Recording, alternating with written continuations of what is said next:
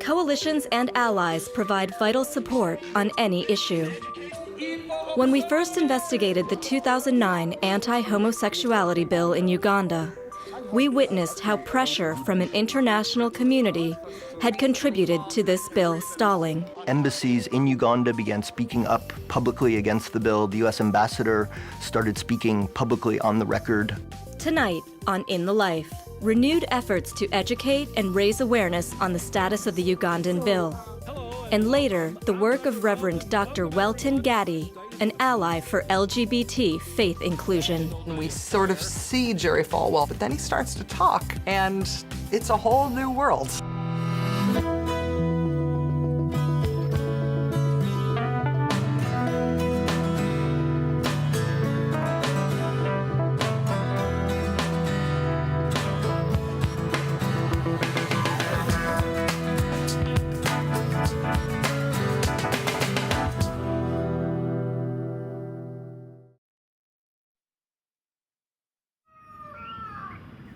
On February 14, 2010, the Ugandan Unitarian Universalist Church took a stand in Kampala against legislation proposed by the Ugandan parliament that would impose the death penalty on serial offenders of homosexual acts.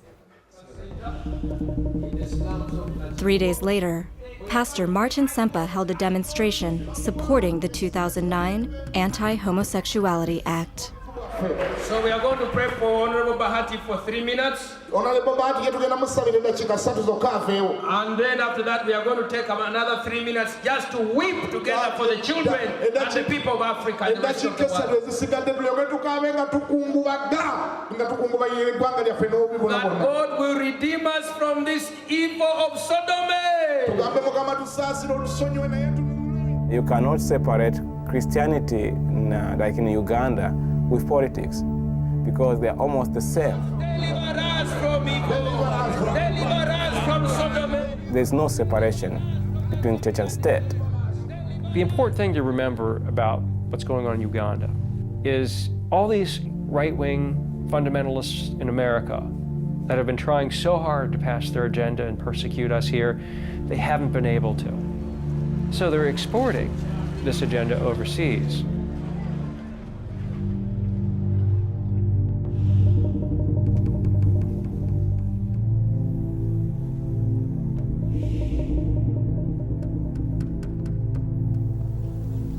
On the morning of February 2, 2010, a Ugandan man seeking asylum in the U.S. spoke at a press conference for the American Prayer Hour, an LGBT-inclusive alternative to the National Prayer Breakfast.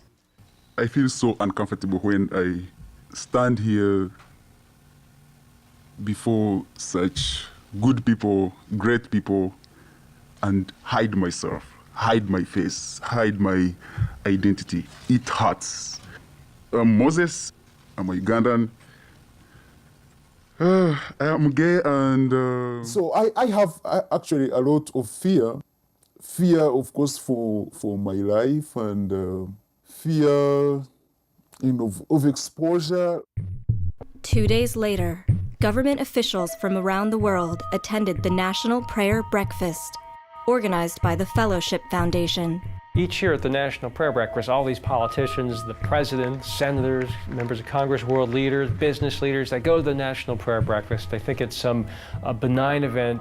They have no idea that the group behind this is this radical, dangerous organization, the family.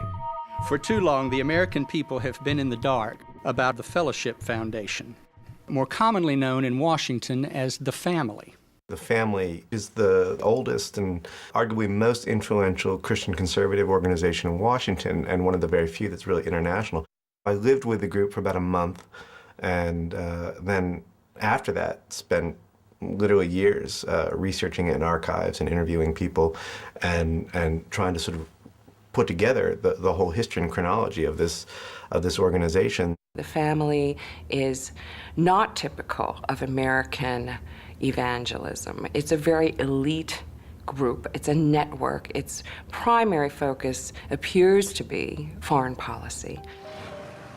Jeff Charlotte's research reveals the family's influence on Uganda. The dictator of Uganda, Museveni, has been the family's key man for Africa since 1986, and he's their guy. They began in the early 90s building a broader base, and I think they were sort of the vanguard of the great sort of American evangelical intervention in Uganda. They helped set up a Ugandan national prayer breakfast. They run a parliamentary prayer group, and the men who run that are all family members. And these are the guys who are responsible for the 2009 Anti-Homosexuality Act. Homosexuality is illegal in Uganda. It has been illegal since the colonial times. Before this bill came out, homosexuality was illegal and it was punishable by 14 years in jail.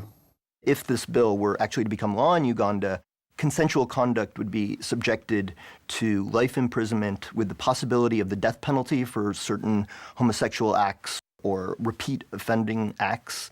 All Ugandans would be required to report any suspected homosexual to the police within 24 hours. It would criminalize any discussion, expression, any outreach to LGBT communities, including health-related outreach. I grew up fighting all these feelings in me because any slight mistake, you find yourself in jail. Any slight mistake, your family rejects you, excommunicates you. I remember when I was raped by this policeman, there was no way I could go to a doctor or... I remember spending a whole week without eating, in bed, terrified. I knew if I did tell the health workers, they would, of course, not give me help. It was so traumatic. Another Ugandan man is publicly speaking out against the sanctioning of homophobia in Uganda. When I was first told that you're going to be the leader of SMAG, Sexual Minorities Uganda, so this does not mean the leader of SMAG alone. This means the leader of the Ugandan LGBT community. That means I'm going to be in the media every day. That means I'm going to be discriminated even more. That means every person in my family is going to know about me. Radio Uganda USA, and the time is 9 minutes after 8 o'clock right here in Boston, Massachusetts. You being an African and gay at the same time, it really contradicts with what actually many Africans believe as being the norm. The issue of homosexuality was in Africa because looking in the past, when the British colonists came to Africa and they were introducing laws, they had to include a law on homosexuality, meaning they were condemning that something that was already existing. Okay. So being African and being a homosexual is like being anywhere and being a homosexual. And what is the culture of Africa? The basic principles of the Bible. Leviticus says, do not lie with any man. The Bible embraces one thing, and that is love. If someone has that sexual orientation, it is his right between him and his God. Homosexuality is just like any other sin. We accept that we have sinned and we ask God to forgive us. Now, the only problem is when somebody doesn't accept that what I'm doing is wrong. Pastor, I was born this way. I do not need to apologize. I'm not a sinner, and I not need to be corrected. The notion that the current criminal law that's in place that criminalizes consensual homosexual conduct is somehow a traditional African value is really quite preposterous. It has its origin in very racist, misogynistic views about human sexuality. And so it's a colonial import to begin with. Foreign influences continue today. In 2009, Reverend Dr. Kapia Kaoma of Political Research Associates attended anti-gay seminars in Uganda. In his report, he describes the link between these seminars and the anti-homosexuality bill. So I heard that the evangelical Christian right is coming to Uganda to hold this anti-gay seminar. But when I heard that, I took that as an opportunity to go and listen to what was being said. One of the speakers at the anti-gay seminar was American Scott Lively, who calls himself one of the most knowledgeable and articulate opponents of the homosexual agenda. They misled people, and I kept on saying, these guys are lying to people in the name of religion. talking about how dangerous gays are in this world. They are violent people, they are out to kill, they are the ones who are responsible for the molestation of kids in the world, they are the ones who are responsible for HIV. All sorts of evil were put on this small group of people. He also met with the parliamentarians of Uganda for 4 hours, teaching them about this international gay agenda to take over the world and why Uganda should stand up against it. The bill which came from Uganda is the direct product of this hate seminar which was held in Uganda.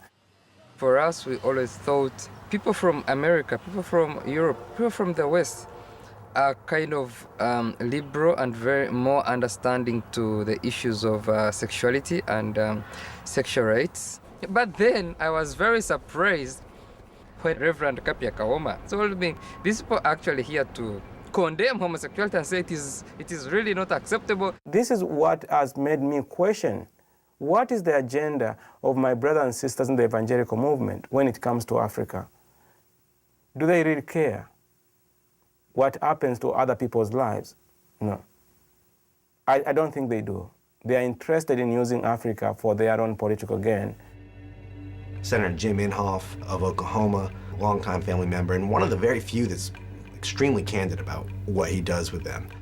He goes over to Uganda, traveling with lots and lots of money. He can say it's a private trip.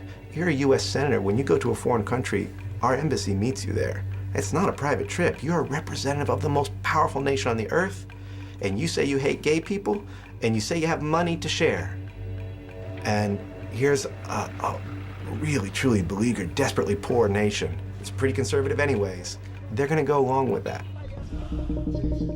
The member of parliament who introduced the 2009 Anti-Homosexuality Act is a guy named David Bahati. I want to encourage you, my sister, to believe in a God of possibilities. It's recently come to light that that member of the Ugandan parliament, David Bahati, who sponsored this legislation, is affiliated with the family. Tax documents from the family show millions of dollars have gone into programs linked to David Bahati. Mr. Bahati is also secretary of the family's Parliament Fellowship in Uganda. The family did take steps to oppose the bill, much too little and much too late, and mainly to protect their own image. And this is what David Bahati says. He says, look, when they would call me to talk about it, they didn't tell me to withdraw the bill. They talked about damage control. They talked about appearances. And that really came to a head in February around the National Prayer Breakfast. The speaker for the prayer breakfast was supposed to be the Prime Minister of Spain, Zapatero. And at the last minute, they made the main speaker Hillary Clinton. And I recently called President Museveni, whom I have known through the prayer breakfast, and expressed the strongest concerns about a law being considered in the Parliament of Uganda. And she denounced the bill in pretty strong terms, and so did Barack Obama. But surely we can agree that it is unconscionable to target gays and lesbians for who they are. And I think the family said, we've done what we needed to do. And meanwhile, at that point, the bill was just sort of still hurtling toward passage. I know for sure that the 8th Parliament will pass this bill. Embassies in Uganda began speaking up publicly against the bill. The U.S. ambassador started speaking publicly on the record, opposing the bill. It looks like the bill is locked up in committee now, and that does have to do with Museveni realizing that this was going to hurt him internationally. But on top of it, he'd gotten all the benefits. He'd whipped up a witch hunt. He had convinced Ugandans that he was standing up to the decadent West. He wins, and Uganda loses.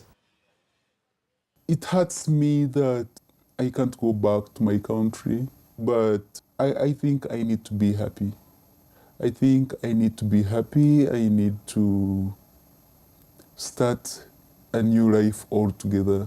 I'm going back to Uganda to ask the Ugandan government to caution the religious groups that are spreading a lot of hate and homophobia. If what they are doing is not bringing a genocide in Uganda, and it's about time the government of Uganda asks these religious groups, are you here to preach love or are you here to preach hate?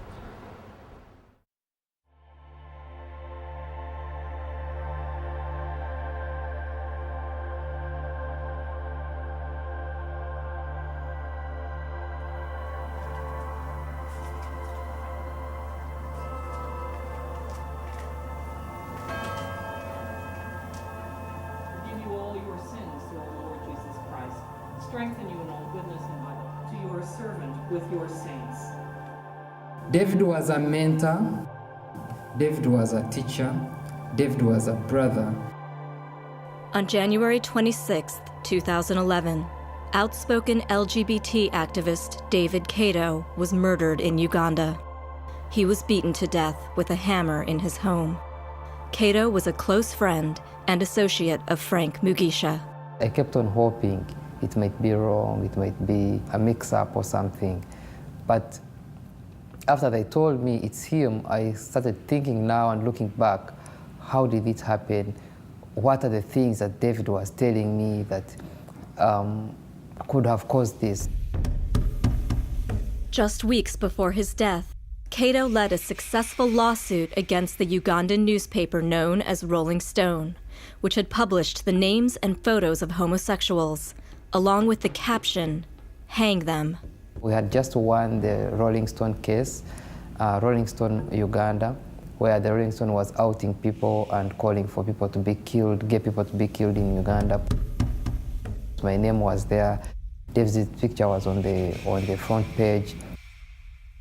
But these people should be responsible for David's murder because they called for him to be killed, and we sued them and won the case, and David was one of the plaintiffs.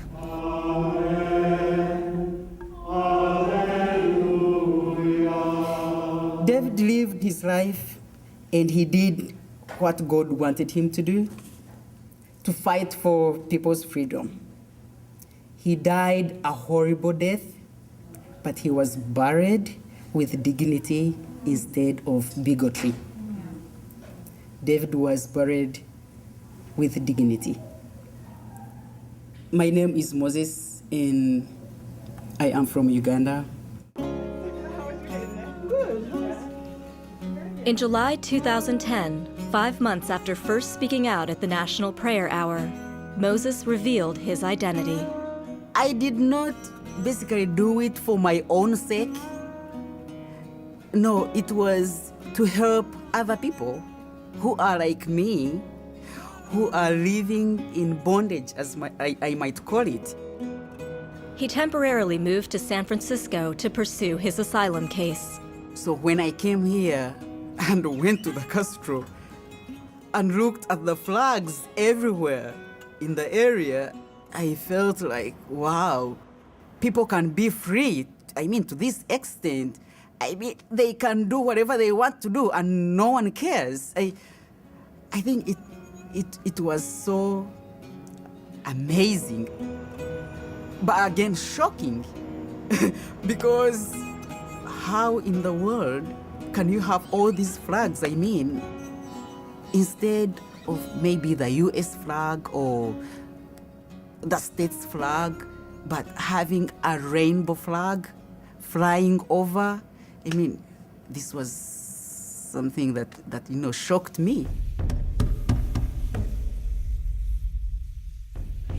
After Moses revealed his identity, the Ugandan magazine Red Pepper ran a 3-page article calling him a, quote, gay monster, and distorting facts about his youth.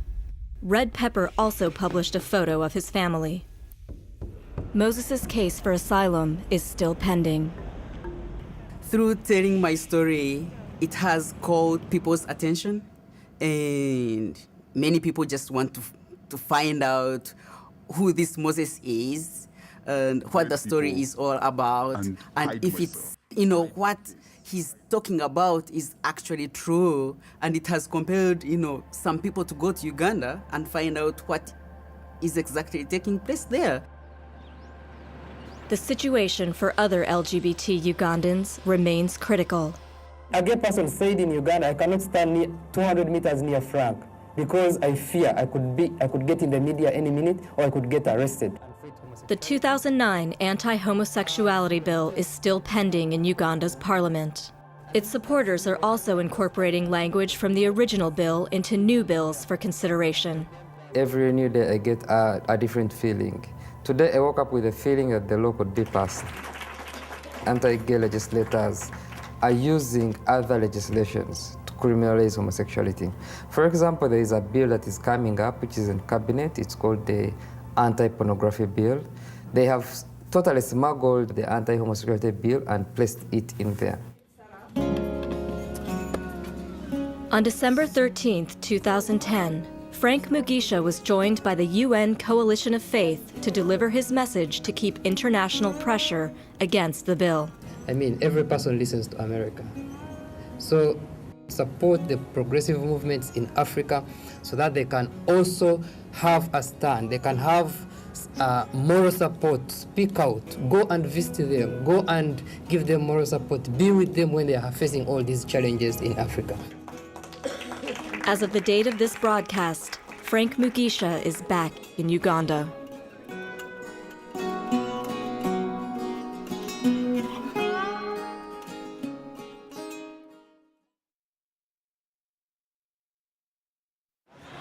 The damnation of your own soul, is it worth it? Sinful is how conservative preachers describe, demonize, and oppose full equality for LGBT people.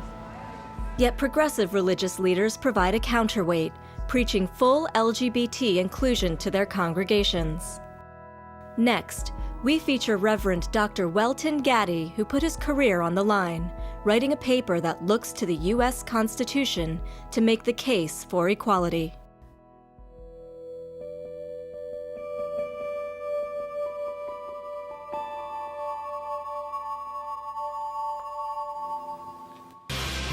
Hello and welcome. I'm Reverend Welton Gaddy. Well, let's face it, religion and the LGBT community historically has not had a very good relationship.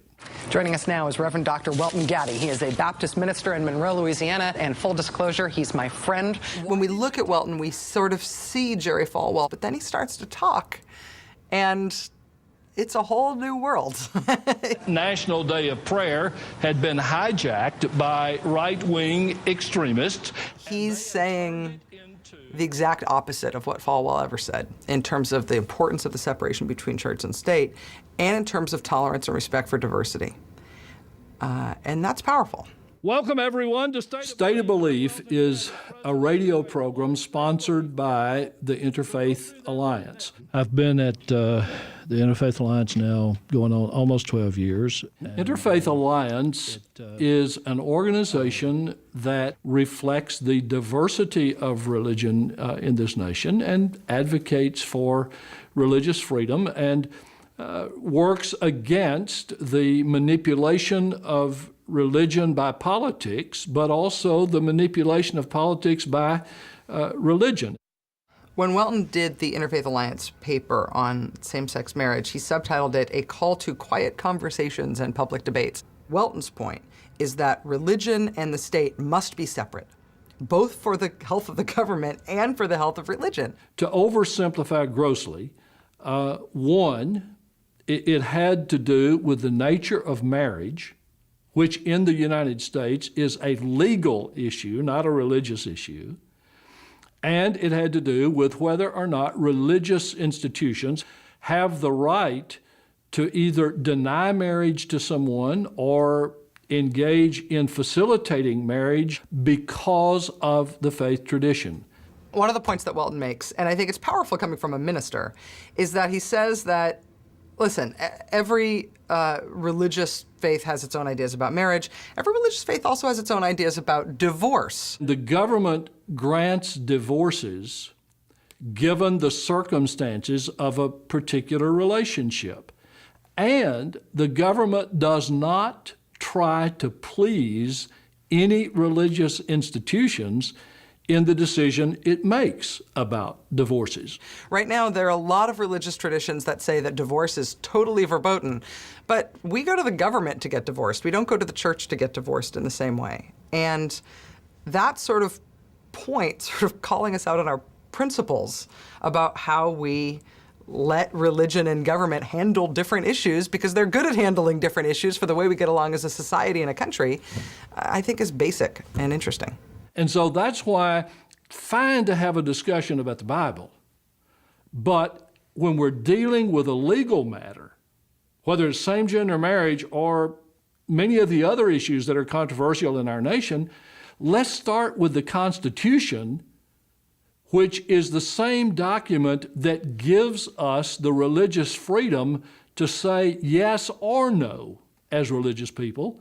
And I want everybody in this nation, whether they embrace faith or not, to have the rights that are offered by the Constitution, regardless of their position on a particular religious issue. One trait of authentic religion is freedom. And so I won't ever try to drag a person kicking and screaming into a religious confession or a religious devotion. But I will say to everybody, the door's open, and you can be a religious person and be who you are. Thank you for watching In the Life. To learn more about the issues in tonight's program, or to tell us your thoughts about the show, text ITL to 69866 on your mobile phone, or visit itlmedia.org.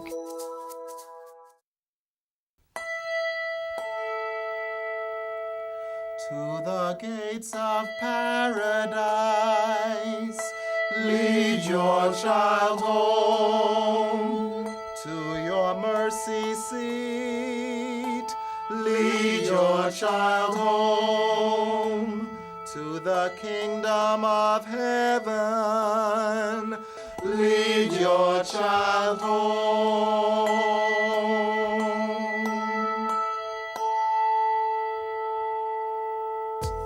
In the Life is funded in part by the H. Van Ameringen Foundation, Patricia Kind in honor of her brother, Henry Van Ameringen, Arcus Foundation, the estate of Richard W. Weiland, and by the annual support of In the Life members like you.